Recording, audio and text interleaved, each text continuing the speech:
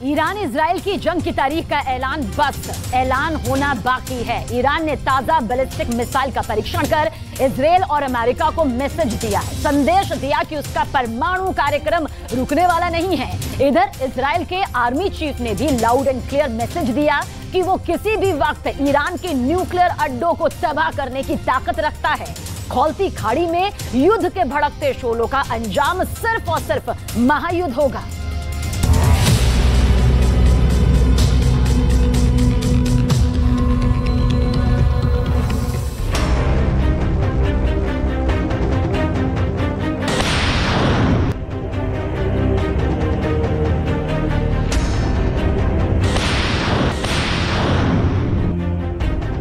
खाड़ी का उबलता पानी अपने ताप के अंतिम छोर पर पहुंच गया है। सबसे पहले ईरान की बैलिस्टिक मिसाइल की लेटेस्ट तस्वीर देखिए।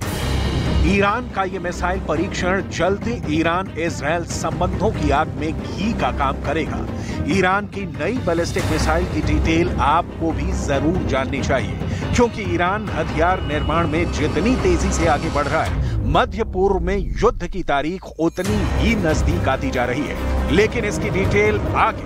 फिलहाल इस बैलिस्टिक मिसाइल के बारे में A to Z समझिए। ईरान ने 2000 किलोमीटर वाली मिसाइल का सफल परीक्षण किया है, जिसका नाम खैबर बताया जा रहा है। ट्रक पर लॉन्चर की मदद से इसे लॉन्च किया गया। ईरान के रक्षा मंत्री मोहम्मद रजा आशितियानी ने बताया है कि ये बैलिस्टिक मिसाइल बहुत कम समय में लॉन्च के लिए रेडी की जा सकती है। ईरान के अधिकारियों की माने तो मिसाइल 1500 किलोग्राम तक बारूद लेकर जा सकती है। इतने बारूद के साथ मिसाइल 2000 किलोमीटर दूर स्थित टारगेट को तबाह कर सकती है। ईरान का दावा है कि ये मिसाइल मिडिल ईस्ट में मौजूद अमेरिका और इजराइल के बेस तक पहुंचने में सक्षम है। ویژگی‌های بارز این موشک رادارگریزی و عبور از پدافند هوایی دشمن هست به جهت سطح مقطع کم راداری که داره. برد این موشک 2000 کیلومتر هست با یک سر جنگی که قدرت انفجاری بسیار بالا داره. ईरान के इस मिसाइल का परीक्षण इजराइल के लिए परेशानी बन सकता है। इजराइल ईरान पहले से ही युद्ध के मुहाने पर खड़े दो देश हैं। इजराइल का अस्तित्व तभी तक कायम है जब तक उसकी डिफेंस क्षमता अचूक है और अमेरिका का साथ हासिल है, वरना ईरान के रेवोल्यूशनरी गार्ड, ईरान के ड्रोन और ये बैलिस्टिक मिसाइल इजराइल पर बरस चुके होते। ईरान ने जो बैलिस्टिक मिसाइल लॉन्च किया है, इसका नाम खुर्रम शहर 4 रखा गया है, जो ईरान में एक शहर है। इस शहर में सन 1980 में ईरान इराक युद्ध के दौरान भयानक जंग लड़ी गई थी। इस मिसाइल को खैबर भी कहा जा रहा है। खैबर 7वीं सदी में जब मुसलमानों ने यहूदी किले पर जीत हासिल की थी, तो उस समय खैबर एक युद्ध घोष था। यह किला अब सऊदी अरब में है। इस मिसाइल को फारस की खाड़ी में गश्त करने वाले युद्धपोतों और पनडुब्बियों पर तैनात किया गया है। ईरान की नौसेना का कहना है कि खाड़ी में दुश्मन के जहाजों की गतिविधियों पर ईरान की आर्मर्ड फोर्स IRGC लगातार नजर बनाए हुए है। कुछ दिन पहले ही न्यूज एजेंसी AP की एक रिपोर्ट में दावा किया गया था कि ईरान अपनी न्यूक्लियर फैसिलिटी को इजराइल और अमेरिका के हमले से बचाने की पूरी कोशिश कर रहा है। वो अब पहाड़ी इलाकों में जमीन के नीचे परमाणु हथियार बना रहा है। इसकी सैटेलाइट तस्वीरें भी सामने आई हैं। इसमें ईरान के वर्कर्स जाग्रोस के पहाड़ों में टनल खोदते दिखाई दे रहे थे। ये जगह ईरान की न्यूक्लियर साइट नातांज के बिल्कुल करीब है, जो लगातार पश्चिमी देशों के हमले का शिकार होते आ रही है। ईरान को परमाणु हथियार बनाने से रोकने के लिए उसकी न्यूक्लियर फैसिलिटी पर कई बार हमले हो चुके हैं। नातांज न्यूक्लियर साइट पर स्टक्सनेट वायरस से हमला किया गया था। यह इजराइल और अमेरिका में बना वायरस था। इरना के मुताबिक ईरान का नया बैलिस्टिक मिसाइल अमेरिका के टॉमहॉक से भी ज्यादा दूरी तक मार करने में सक्षम है। ईरान के इस मिसाइल टेस्ट के बाद क्षेत्र में तनाव बढ़ सकता है। खाड़ी में इजराइल ईरान के खिलाफ खड़ा सबसे बड़ी शक्ति है। सऊदी अरब से ईरान के रिश्ते सुधरने के बाद ईरान और मजबूत होकर उभरा है। चीन की मध्यस्थता से सऊदी अरब से दोस्ती और अब रूस को कामिकाज़े ड्रोन देकर ईरान ने खाड़ी में अपना समीकरण पैदा कर दिया है, जिससे बेन्यामिन नेतन्याहू की नींद उड़नी स्वाभाविक है। अमेरिका और यूरोप की तरफ से लगातार विरोध के बाद ईरान ने कहा है कि वो अपने मिसाइल प्रोग्राम को विकसित करता रहेगा। यही वजह है कि इजरायल ईरान के संपूर्ण खात्मे के मिशन पर है। 24 फरवरी 2022 जिस दिन रूस ने यूक्रेन पर हमला किया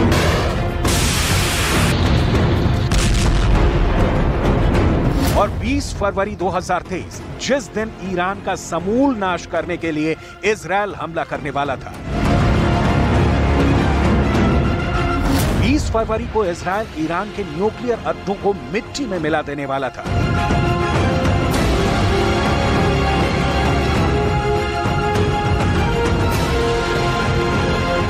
इजरायल के मित्र नंबर 1 अमेरिका को भी इस हमले की तैयारी की भनक नहीं थी। बाइडेन को भी नहीं पता था, यहां तक कि अमेरिका की खुफिया एजेंसी CIA को भी इसकी जानकारी नहीं थी। इजरायल ईरान के न्यूक्लियर कार्यक्रम के खिलाफ फाइनल कदम उठाने के लिए फुल ऑन रेडी था। इसका पता एक टॉप सीक्रेट फाइल के लीक होने के बाद चला है। रिपोर्ट में यह नहीं कहा गया है कि इजरायल ईरान के खिलाफ कौन से हथियारों का इस्तेमाल करता, जिसकी तस्वीर 3 दिन बाद इजरायल के आर्मी चीफ ने साफ की है। इजरायल ने ईरान को जिस तरह से उसे उड़ान देने की धमकी दी है, उसकी डिटेल में जाने से पहले बहुत गौर से इस तस्वीर को देख लीजिए। इजरायल का कहना है कि यह तस्वीर ताजा बने ईरान के न्यूक्लियर प्रोग्राम सेंटर की है। ईरान का यह परमाणु कारखाना इजरायल के बॉर्डर के बहुत करीब है, लिहाजा इजरायल इस अड्डे को कभी भी उड़ा सकता है। इजरायल के आर्मी चीफ हर्जी हलेवी ने क्या कहा, सुनिए। ईरान हाल के सालों में यूरेनियम को पहले से कहीं अधिक समृद्ध करने के साथ आगे बढ़ा है, जिसे इजरायल अपने कट्टर दुश्मन के रूप में देखता है। ईरान की ओर से परमाणु कार्यक्रम को लेकर नकारात्मक है, जो ईरान पर कार्रवाई का कारण बन सकते हैं। इजरायल के पास हमले की पर्याप्त क्षमता है। बिल्कुल लाउड एंड क्लियर ईरान के राष्ट्रपति इब्राहिम रईसी का बयान याद कीजिए, जिसमें उन्होंने इजरायल के तेल अवीव और हाइफा को उड़ाने की धमकी दी थी। که کوچکترین خطایی از جانب آنها نسبت به امنیت جمهوری اسلامی ایران با نابودی حیفا و تل آویو ईरान इजरायल युद्ध खाड़ी के दरवाजे पर दस्तक दे रहा है।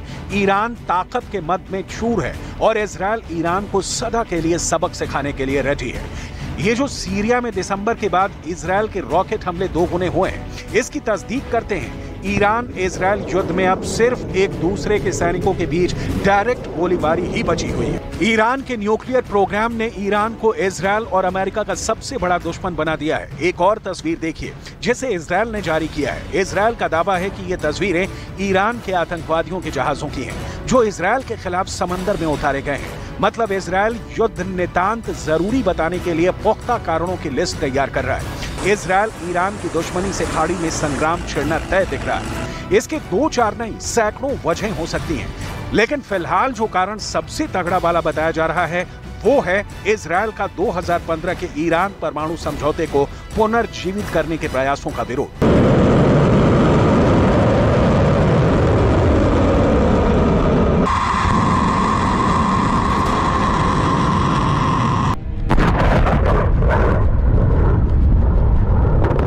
ईरान को परमाणु बम बनाने के रोकने के मकसद से यह समझौता 2015 में हुआ था।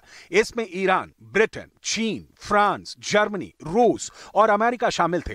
इस डील में तय किया गया था कि ईरान समय समय पर अपने न्यूक्लियर रिएक्टर्स की जांच यूएन से कराएगा और अपने न्यूक्लियर प्रोग्राम को और आगे नहीं बढ़ाएगा। लेकिन जब डोनाल्ड ट्रंप राष्ट्रपति बने तो 2018 में उन्होंने अमेरिका को इस कगार से अलग कर लिया। 2021 में जो बाइडेन के राष्ट्रपति बनने के बाद अमेरिका ने इस डील को फिर से लागू करने की कोशिश शुरू की।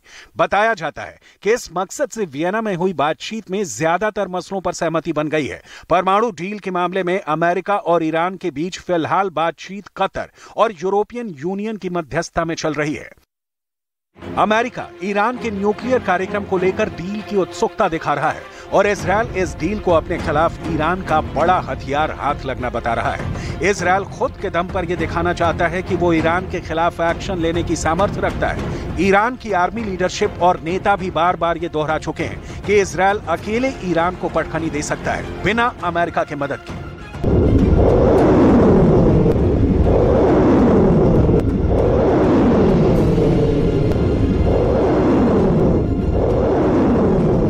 ईरान का न्यूक्लियर संपन्न होना इजरायल की बर्बादी की वजह बन सकता है। ईरान करीब 22 साल से एटमी ताकत हासिल करने की कोशिश कर रहा है। अमेरिका समेत पश्चिमी देश, इजरायल और अरब वर्ल्ड को लगता है कि अगर ईरान ने न्यूक्लियर हथियार बना लिए तो इससे दुनिया को खतरा पैदा हो जाएगा। 2010 में ईरान को रोकने के लिए यूएन सिक्योरिटी काउंसिल, यूरोपीय यूनियन और अमेरिका ने पाबंदियां लगाई थी। इनमें से ज्यादातर अब भी जारी है।